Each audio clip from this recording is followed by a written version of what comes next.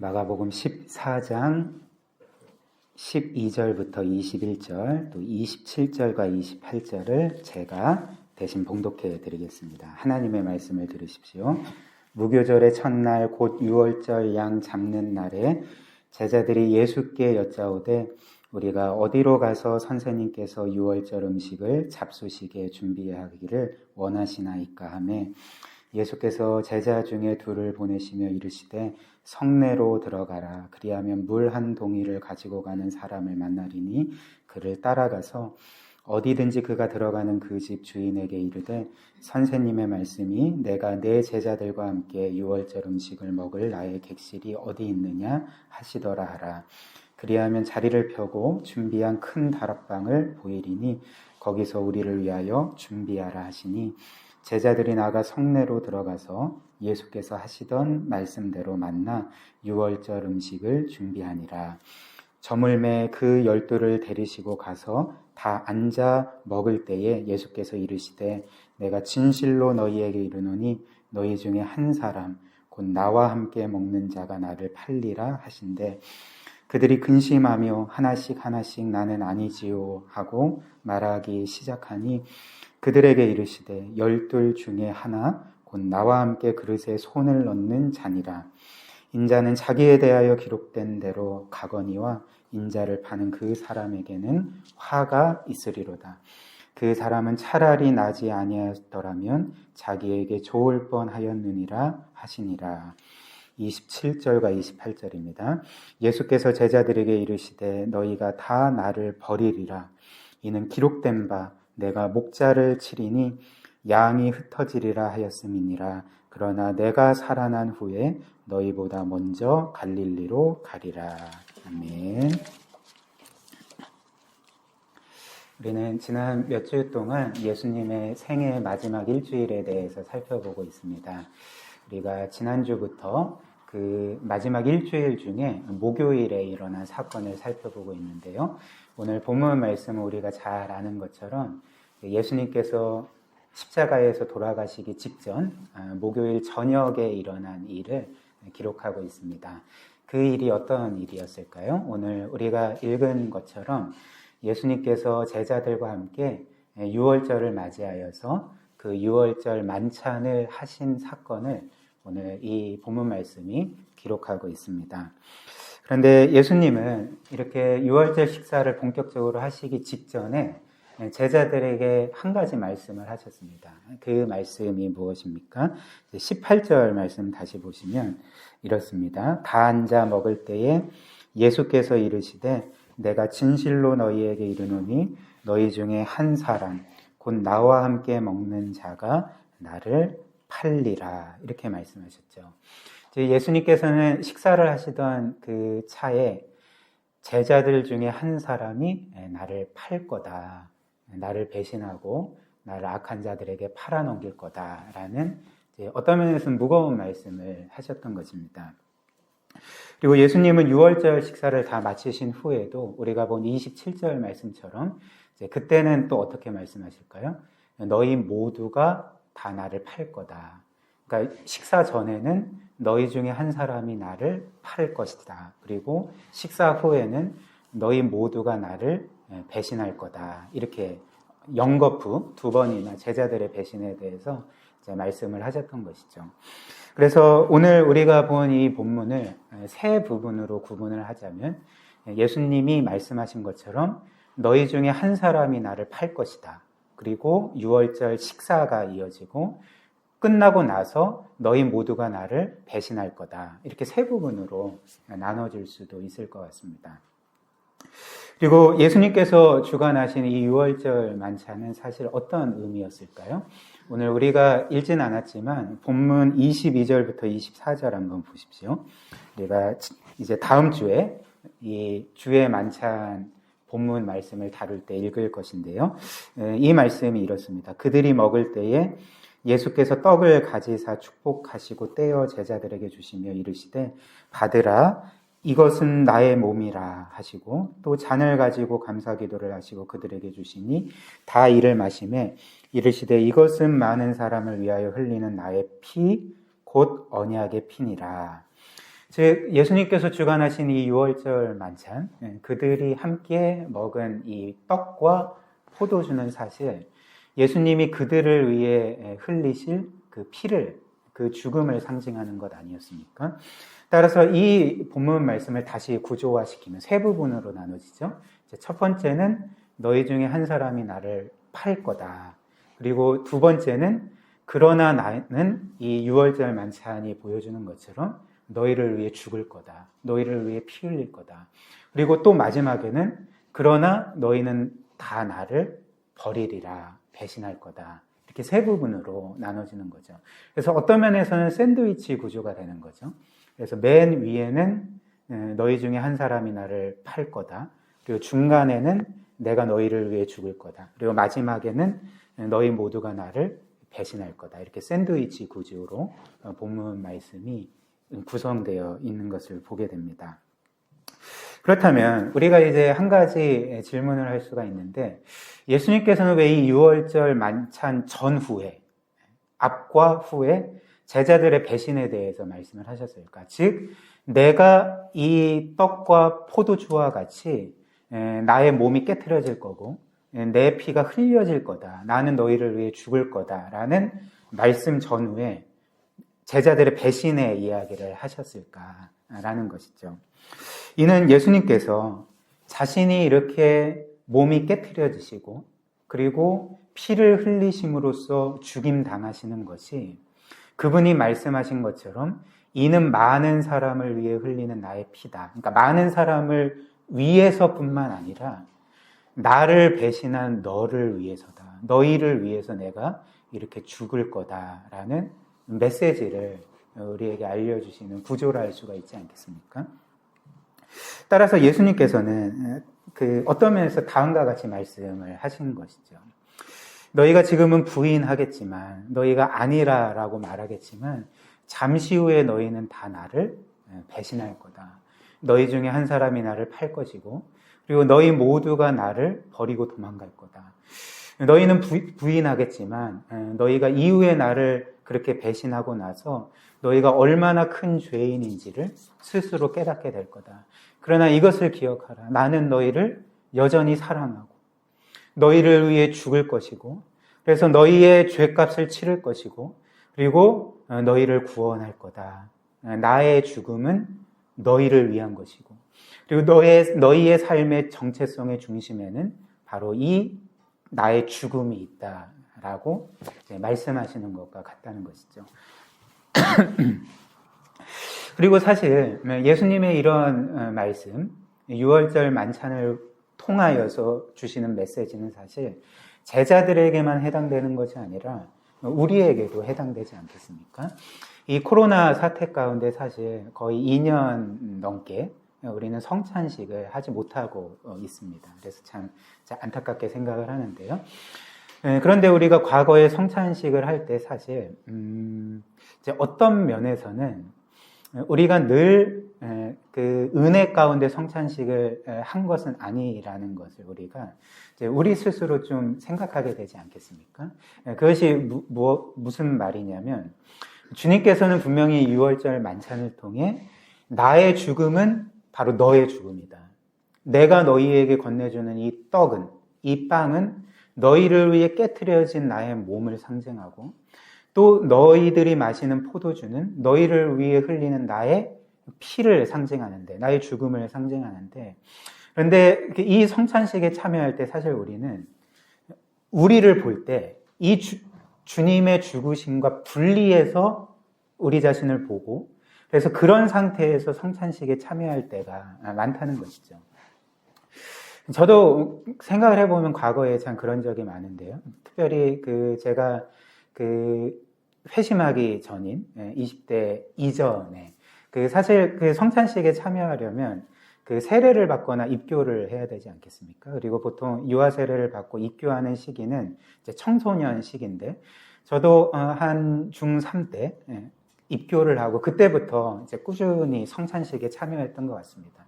근데 그때는 신앙이 없으니까 사실 성찬식에 참여할 때 어떤 마음으로 참여를 했을까요? 사실 어떤 마음이 있는 게 아니고 이제 아무 생각이 없는 거죠. 그냥 오늘 그냥 성찬식을 하나 보다.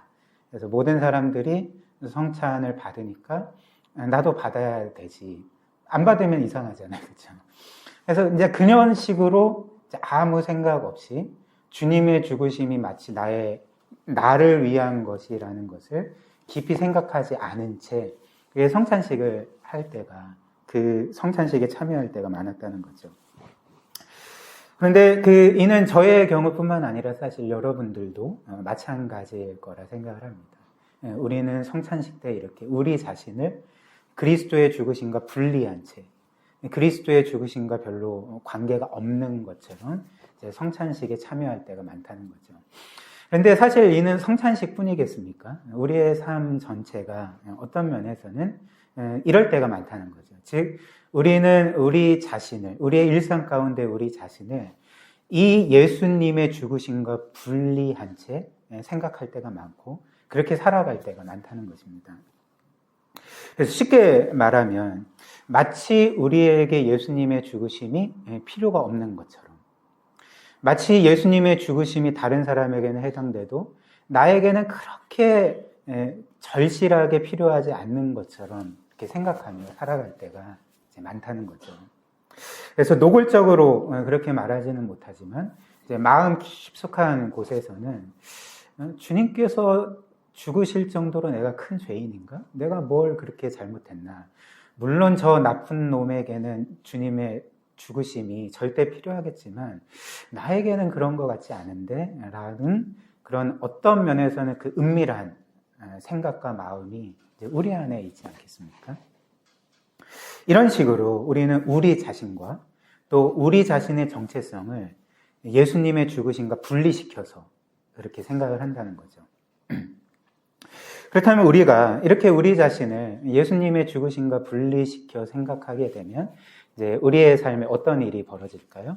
이에 대해서 우리가 보통 세 가지를 생각할 수 있을 것 같습니다. 첫 번째는 우리가 우리 자신을 이렇게 예수님의 죽으심과 분리시켜 생각을 하게 되면 우리는 필히 영적으로 교만해지는 것이죠.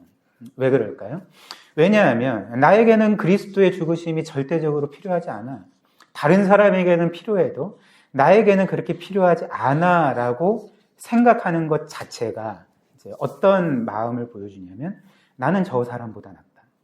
나는 도덕적으로든지 신앙적으로든지 영적으로든지 저 죄인보다는 낫다. 나는 물론 나에게 죄가 없다고 말할 수는 없지만 그럼에도 불구하고 나는 다른 사람보다는 훌륭하다라는 생각을 보여주기 때문에 그렇죠. 그래서 우리가 이렇게 영적으로 교만해지면 사실 우리는 남을 쉽게 판단하게 됩니다. 그리고 남의 허물을 찾기에 능숙하게 되는 거죠. 우리가 복음 중심에서 양육하면서 봐왔던 내용인데요. 영적으로 교만해지면 남의 허물을 찾는 데에 굉장히 능숙해지고 전문가가 되는 거죠. 그리고 그만큼 우리는 남들을 쉽게 정죄하게 된다는 것입니다. 그러나 우리가 예수 그리스도의 죽으심을 통해서 그 그리스도의 죽으심이라는 렌즈를 통해서 우리 자신을 보고 우리의 정체성을 보게 된다면 우리는 어떻게 될까요? 그러니까 영적으로 결코 교만해질 수가 없는 거죠. 왜냐하면 그리스도의 죽으심을 통해서 내 자신을 보게 될 때 깨닫게 되는 바가 무엇이겠습니까? 그리스도께서 나를 위해 죽으실 정도로 내가 큰 죄인이었구나.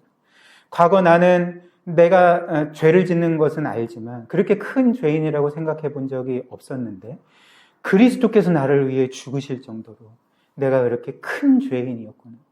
그렇게 하나님 앞에서 큰 죄인이 바로 나였구나라는 것을 깨닫게 되기 때문에 내가 남보다 더 낫다는 생각, 더 훌륭하다는 생각, 나에게는 별 문제가 없다는 생각을 결코 할 수가 없고 내가 그리스도의 죽으심만큼 큰 죄인임을, 하나님과 사람들 앞에서 그렇게 큰 죄인임을 깨닫게 될 때 우리는 겸손해질 수밖에 없게 되고 남들을 온유함으로 대할 수밖에 없게 된다는 것이죠. 그리고 두 번째로 우리가 우리 자신을 이렇게 그리스도의 죽으심과 분리시켜 생각할 때에 우리는 용서 없는 삶을 살아갈 수밖에 없는 것입니다. 즉 남을 결코 용서할 수 없는 사람이 된다는 거죠. 어느 날 팀 켈러 목사님이 한 정신과 의사와 이렇게 대화를 하고 있는데 그 의사가 목사님에게 이렇게 말씀을 드렸다고 합니다. 목사님, 저의 환자 중에 그 모든 환자들이 남을 용서하는 법을 알게 된다면, 그리고 남을 용서할 수만 있다면 저의 환자 중에 3분의 1은 그 즉시 치료가 될 것입니다. 라고 이렇게 목사님께 말씀을 드렸다고 합니다. 그 말의 의미는 무엇일까요? 그러니까 정신과 의사로서 그 자신의 그 환자들을 이렇게 대하면서 치료하는 가운데 깨닫게 된 것이 무엇이냐면 그 환자들이 겪는 고통의 상당수가 이제 남에게 받은 상처들, 그 피해들, 그로 말미암는 분노, 그리고 억울함, 그리고 어떤 그 자기 연민, 쓴뿌리, 이제 이런 것들을 통해서 고통을 당하는 것을 보았기 때문에 목사님, 그들이 용서할 수만 있다면 저의 환자 중에 3분의 1은 곧바로 치료가 될 것입니다. 라고 이제 말했던 것이죠. 그렇다면 우리는 이런 경우에 남을 어떻게 용서할 수가 있을까요? 어떻게 하면 우리는 남을 용서할 수 있는 삶을 살아갈 수가 있을까라는 거죠. 특별히 기독교 신앙을 갖지 않은 사람들의 경우는 남들을 어떻게 용서할 수가 있을까요? 한번 생각을 해보십시오. 저는 이제 곰곰이 생각을 해보니까 두 가지 방법으로 남을 용서할 수 있을 거라 생각을 합니다. 그러니까 믿지 않는 사람들이요. 그러니까 첫 번째 경우는 이제 자신의 관대함을 드러내면서 남을 용서하는 거죠. 그러니까 쉽게 말하면, 그래, 내가 피해를 받고, 내가 피해자이지만 나는 관대하기 때문에, 나는 너그럽기 때문에, 그래, 저 사람을 용서해야지 라고 하면서 용서를 해주는 거죠. 근데 이는 곰곰이 생각을 해보면 사실 이제 그 사람을 진실되게 용서하는 것이라기보다는 이제 교만이 동기가 되어서 이제 용서를 베푼 것이죠. 그래서 내가 저 사람보다 낫기 때문에, 저 죄인보다 훌륭하기 때문에, 저 죄인보다 너그럽기 때문에 관대한 내가 용서를 베풀어야지 라면서 용서를 베푸는 거죠. 그리고 두 번째 경우는 그 상대방을 굴복시킴으로써 용서를 받아내는 거죠. 그래서 그를 묵사발로 만들어버려서 그가 나에게 무릎을 꿇고 용서를 빌 때, 그래, 이제 너의 잘못을 깨달았느냐. 그래, 너가 그렇게 용서를 비는 것을 보니까 내 마음이 약해지네. 내가 너를 용서해 주마. 라면서 그 한 사람을 굴복시킴으로 그 사람이 용서를 빌 때, 이제 그 첫 번째 경우처럼, 아, 그래, 너그러운 내가 너를 용서해 줄게. 라는 식으로 이렇게 용서를 해주는 거죠. 그렇다면 한번 생각을 해보십시오. 이 두 경우 외에 과연 용서할 수 있는 방법이 있습니까? 만약에 신앙이 없는 경우에 이 두 경우 외에 남들을 용서할 수가 있겠습니까? 한번 생각을 해보십시오. 그렇지 않죠. 결국 교만이 동기가 되어서 내가 너그럽다, 용서할게 라든지, 혹은 남을 굴복시켜서 묵사발로 만들어버려서 그 사람이 나에게 용서를 비고 피해를 그렇게 보상할 때, 그래, 내가 용서를 해줄게. 자, 이 경우 외에는 사실 용서할 도리가 없다는 것입니다. 특별히 이런 경우 외에 용서를 하기 위해서는 지금 그가 나에게 입힌 피해가 그대로 남아있는데, 나는 여전히 아픈데, 여전히 손해를 본 상태인데, 그리고 더군다나 그가 자신의 죄를 뉘우치지도 않고 인정하지도 않고 나에게 와서 빌지도 않는데 내가 왜 그 사람을 용서해야 되나? 이게 말이 되나? 이런 반응을 할 수가 있지 않겠습니까? 근데 이는 우리에게 무엇을 보여줄까요? 그러니까 우리가 이 복음을 믿지 않는다면, 즉 우리가 하나님으로부터 우리의 모든 죄를 이미 용서받고 죄값을 탕감받은 것을 우리가 믿고 확신하지 않는다면 이 경우 외에 우리는 남을 용서할 수 있는 방법이 없다는 거죠. 그러니까 용서라는 것은 어떤 면에서는 우리에게 불가능한 일이 돼버린다는 것입니다. 그리고 이는 바꿔 말하면 또 어떤 것을 보여줄까요? 우리가 그리스도 안에 있는 그 용서를 믿을 때, 경험할 때, 하나님께서 그리스도 안에서 우리에게 무한한 사랑과 용서를 베풀어 주셨다는 것을 믿고 확신할 때만이 우리는 그분이 우리에게 베풀어 주신 것처럼 남들을 용서할 수 있게 된다는 것입니다. 그리고 마지막 세 번째로, 우리는 우리 자신을 이렇게 예수님의 죽으심과 분리시켜 생각을 하게 되면 우리는 필히 하나님을 부당한 분으로 여기게 됩니다. 종종 그렇게 됩니다. 왜냐하면 우리는 우리의 인생에서 우리가 원하는 것을 얻을 때보다는 얻지 못할 때가 많이 있고, 또 우리의 인생을 우리가 바라는 것처럼 될 때보다는 되지 않을 때가 훨씬 많기 때문에 우리는 때로는 혹은 종종 하나님을 부당한 분으로 여기게 된다는 거죠. 그런데 한번 생각을 해보십시오. 우리가 예수님의 죽으심을 통해서 우리 자신을 볼 때, 그 죽으심이 중심이 되어서 우리의 정체성을 규정할 때에 우리는 결코 하나님을 부당한 분으로 말할 수가 없습니다. 그분을 그렇게 부당한 분으로 여길 수가 없는 거죠. 왜 그럴까요? 그리스도의 죽으심이 나를 위한 죽으심이라는 것, 그리고 그분께서 죽으신 것이 바로 나의 죄 때문이고 결국 내가 그렇게 그분을 십자가에 못 박았다는 것을 깨닫게 될 때에 하나님이 나를 부당하게 대하신 것이 아니라 내가 하나님을 부당하게 대했습니다. 내가 하나님께 죄를 지었고 내가 하나님을 그렇게 원수처럼 여겼고 하나님께 반역했기 때문에 주께서 나를 부당하게 대하신 것이 아니라 내가 지금까지 하나님과 주님을 부당하게 대했습니다. 그리고 하나님은 단 한 번도 저를 부당하게 대하신 적이 없고 도리어 죄인이었고 하나님과 원수였던 저를 늘 선대하셨고 저에게 그리스도 안에서 모든 것을 주셨습니다. 하나님은 늘 선하십니다. 이런 고백을 할 수밖에 없게 되는 것이죠.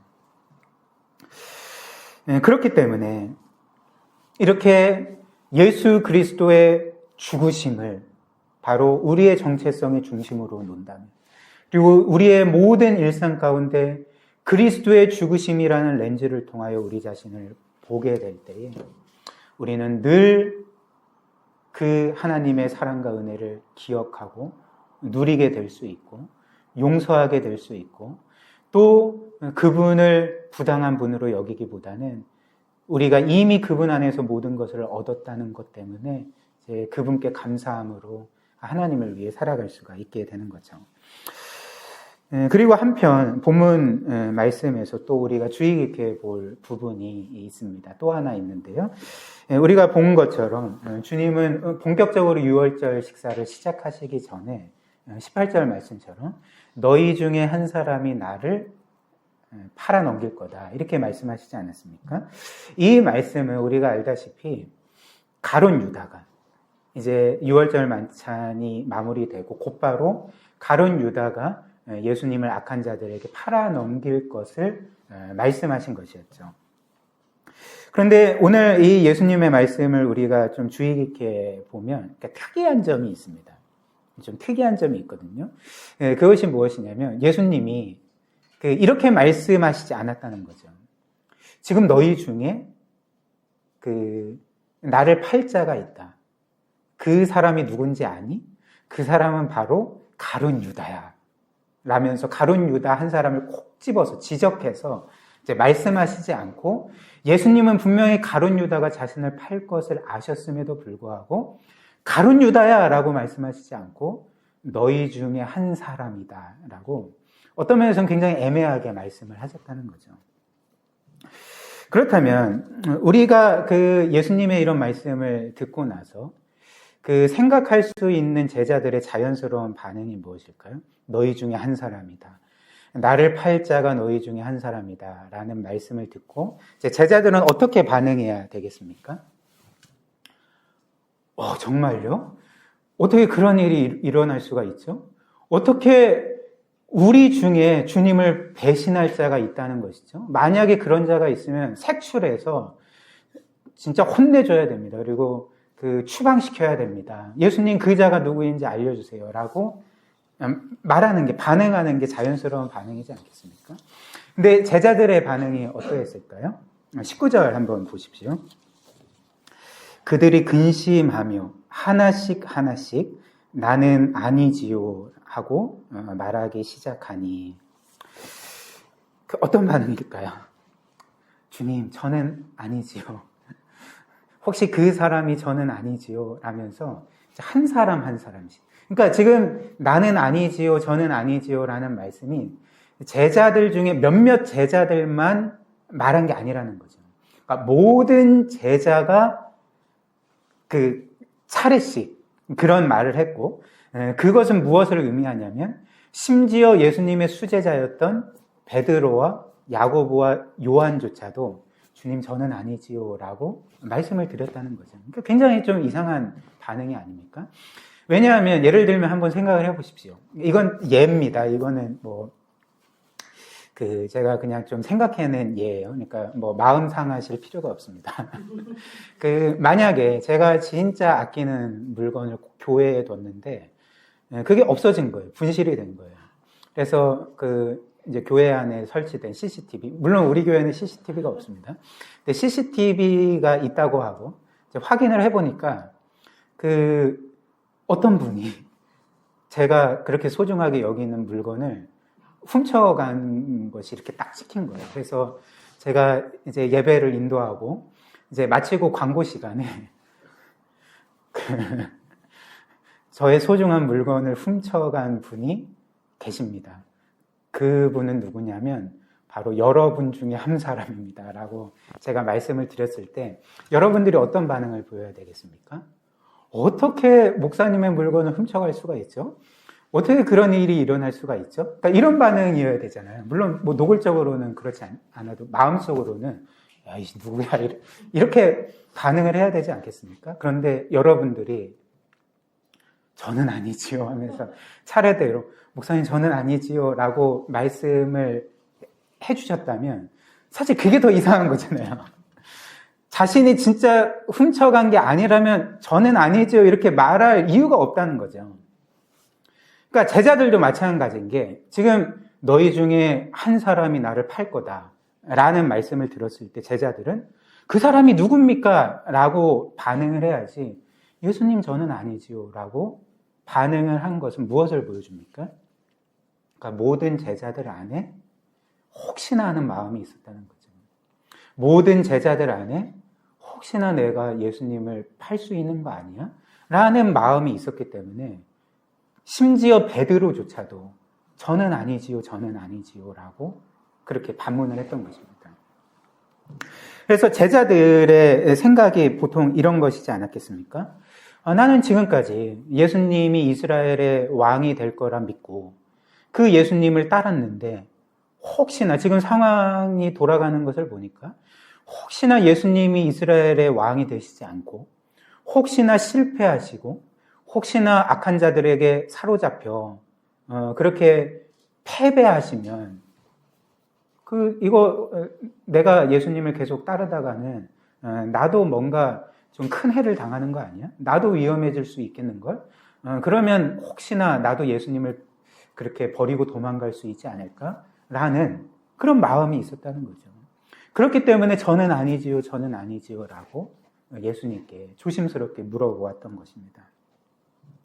그렇다면 주님은 왜 그 한 사람이 가룟 유다다라고 하지 않고 너희 중에 한 사람이 날 팔 거다라고 말씀하셨을까요?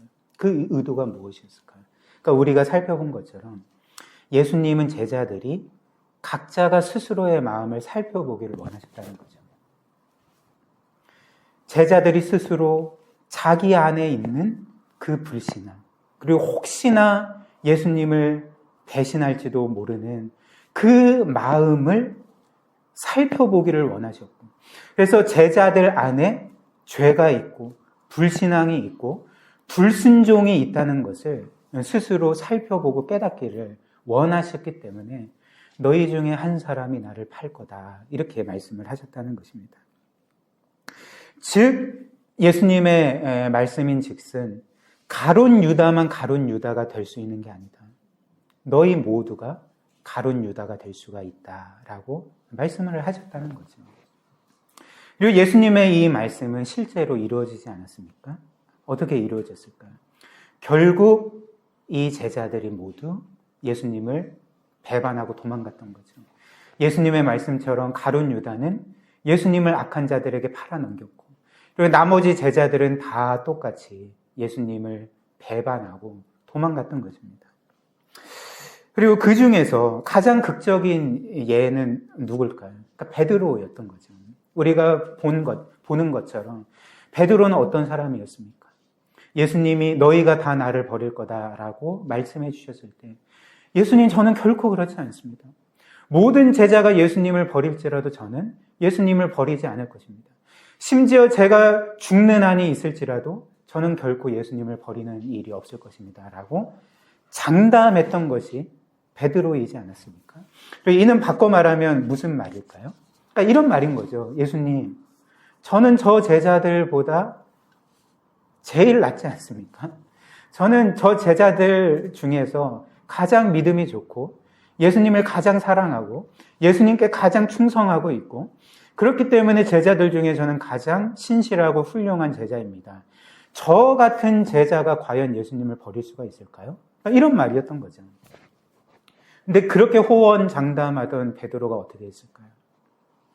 모든 제자들이 예수님을 버릴 때 그 또한 예수님을 버렸고, 심지어 예수님의 예언처럼 3번씩이나 예수님을 모른다, 나 저 사람 몰라 라고 부인했고, 심지어 마지막에는 저주를 그렇게 쏟아부으며 나는 예수님을 모른다, 저 사람을 모른다 라고 그렇게 철저하게 예수님을 버리고 부정하지 않았습니까? 그래서 결국 베드로는 위기가 오기 전에는 자신의 신앙에 대해서 자신만만했지만 위기가 오자 철저하게 무너져 내려버린 것이죠. 사랑하는 귀한 성도 여러분, 우리는 어떻습니까? 과연 우리는 어떠할까요? 우리 또한 우리의 신앙에 대해서 장담할 수가 있을까요? 오늘 본문 말씀처럼 사실 3년 반 동안 예수님과 함께 살았고 예수님의 그 큰 사랑을 직접 경험했고 또 예수님의 가르침을 직접 받았고 또 예수님께서 행하시는 수많은 기적들을 직접 보고 경험했던 제자들조차 결국 위기가 올 때에 예수님을 그렇게 모른다, 부인하고 배반했다면 과연 우리는 어떠하겠습니까? 그러니까 우리 또한 우리의 신앙생활을 장담할 수가 없는 거죠. 우리의 삶에서 우리의 신앙에 대해서 이렇게 베드로와 같이 결코 장담할 수 없는 자들이 우리라는 것입니다. 우리도 제자들처럼 얼마든지 실패할 수 있고 얼마든지 넘어질 수 있고 얼마든지 죄를 지을 수 있고 얼마든지 가룟 유다 제자처럼 예수님을 배반할 수도 있지 않겠습니까? 그렇기 때문에 그 어떤 면에서 가룟 유다만 가룟 유다가 될 수 있는 것이 아니라 제자들과 우리 모두도 가룟 유다가 될 수 있고 우리 안에도 가룟 유다가 있다는 것을 오늘 주님이 이 말씀을 통해 보여주고 계신 것이죠. 그렇다면 마지막으로 우리가 이제 생각할 수 있는 것은 그렇다면 우리는 어떻게 우리의 신앙을 끝까지 지킬 수가 있을까? 어떻게 우리가 끝까지 천국에 가는 날까지 주님을 그렇게 신실하게 의지하고 붙들고 믿는다는 확신을 가질 수가 있을까? 어떻게 어떤 곳에서 그런 신앙의 확신을 갖고 그런 희망을 찾을 수가 있을까? 우리가 자연스럽게 질문할 수 있지 않겠습니까? 그런데 분명한 사실은 무엇일까요? 우리가 그렇게 끝까지 신앙을 지키리라는 희망은 우리에게는 전적으로 없다는 거죠. 그 희망이 우리에게 없고 그럴 가능성이 우리에게는 우리로서는 전혀 없다는 거죠. 왜냐하면 말씀드린 것처럼 우리는 끊임없이 실패하고 넘어지고 죄를 짓고 때때로는 주님을 배신하고 주님으로부터 멀리 도망가는 자들이 아닙니까?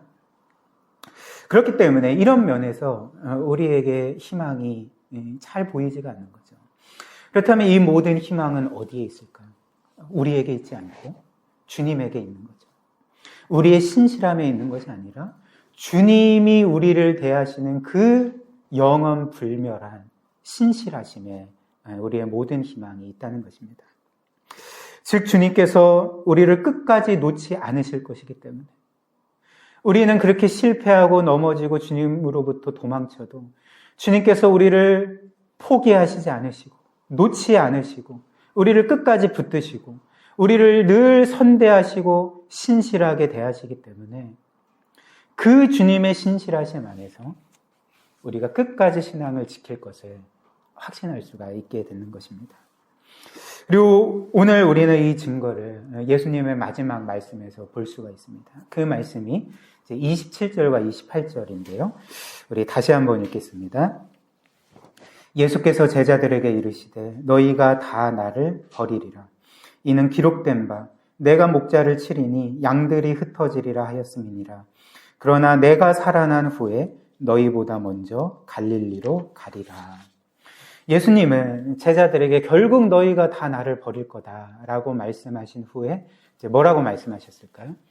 그러나 내가 죽음에서 살아난 후에 너희보다 먼저 갈릴리로 갈 거다. 이렇게 말씀을 하시지 않았습니까? 우리가 알다시피 그 예수님의 제자들의 고향은 갈릴리였습니다. 그리고 예수님도 그 베들레헴에서 태어나시긴 하셨지만 거의 고향이 갈릴리였죠. 나사렛이셨죠. 그래서 예수님이 갈릴리로 간다, 먼저 갈 거다라는 것은 내가 너희의 고향으로 먼저 갈 거다. 이런 말씀이었던 거죠. 그런데 이 예수님의 말씀, 내가 죽었다가 다시 살아난 후에 너희 고향인 갈릴리로 먼저 갈 거다. 너희를 기다릴 거다라는 말씀은 어떤 말씀이었을까요? 내가 먼저 갈릴리로 가서 나를 배신한 너희의 죄값을 물을 거다. 각오해라. 이런 말씀이었을까요? 너희 한번 혼나봐라. 이런 말씀이었을까요? 그렇지 않죠.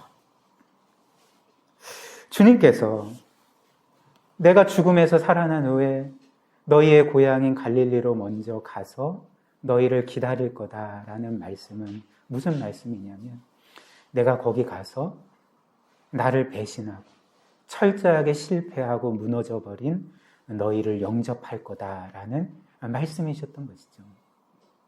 사실 이후에 갈릴리에서 제자들을 만난 예수님은 제자들이 자신을 배신한 것에 대해서 그 어떤 말씀도 하시지 않았습니다. 그들의 죄를 묻지도 않으셨고 그리고 그들의 죄값을 요구하시지도 않으셨던 것이죠. 왜 그럴까요? 왜 주님은 제자들의 배신에 대해서 단 한마디 말씀도 하시지 않았을까요? 왜 그 제자들의 죄값을 요구하시지 않았을까요? 예수님이 십자가에서 그들을 위해 죽으심으로 그들의 모든 죄값을 이미 치르셨기 때문에 그런 것이죠. 예수님이 그들의 모든 죄값을 완전히 치르셨기 때문에 그렇게 죄로 인하여서 낙심한 예수님을 도저히 볼 수 없는 그 죄송스러운 마음으로 예수님을 맞이한 그 제자들을 오히려 사랑과 은혜로 영접하셨던 것이 바로 예수님이 아니셨겠습니까? 그래서 내가 너희보다 먼저 갈릴리로 가리라는 이 말씀은 이런 말씀인 거죠. 너희가 내 말대로 나를 배신하고 나에게 큰 죄를 짓고 그렇게 철저하게 실패하고 무너져 내렸지만 그러나 그럼에도 불구하고 나는 여전히 너희를 사랑한단다. 그리고 너희를 위해 죽음으로써 너희의 모든 죄값을 이미 치렀단다. 그렇기 때문에 나는 먼저 너희보다 갈릴리로 가서 너희를 영접할 거다. 그리고 이후에 너희는 회복되어서 나를 위해 살 거다. 이런 말씀을 하셨던 것입니다. 그래서 이후에 제자들은 어떤 삶을 살았습니까?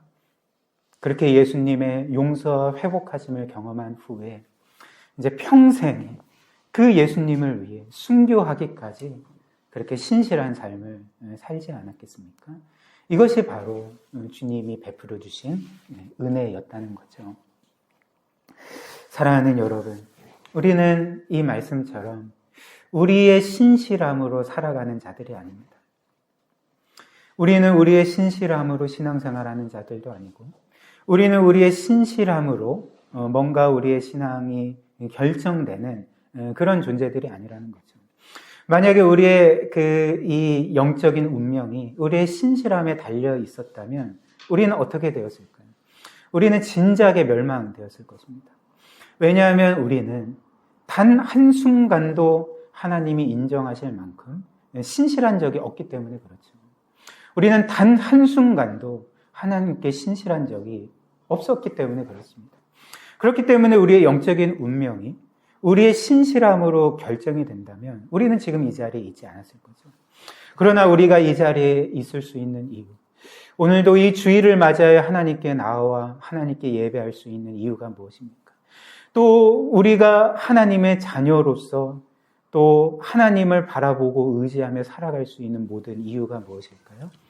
우리의 신실함이 아니라 하나님의 신실하신 때문에.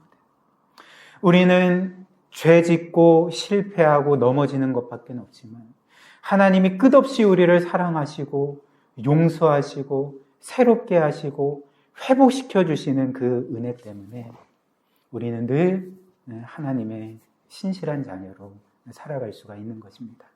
오늘 이 말씀을 기억하며 우리 주께서 우리를 늘 신실하게 대하시는 것처럼 우리도 하나님을 신실하게 대합시다. 그리고 그 신실한 가운데 물론 여전히 죄를 지을 수밖에 없고 실패할 수밖에 없지만 그럼에도 불구하고 그분의 은혜로 말미암아 그분을 위하여 살아갑시다. 하나님이 우리에게 힘 주시고 은혜 주셔서 평생을 그렇게 하나님을 위한 기쁨의 삶 살게 해주실 줄 믿습니다. 이런 은혜가 우리 사랑하는 모든 귀한 성도들에게 있기를 주님의 이름으로 축복합니다.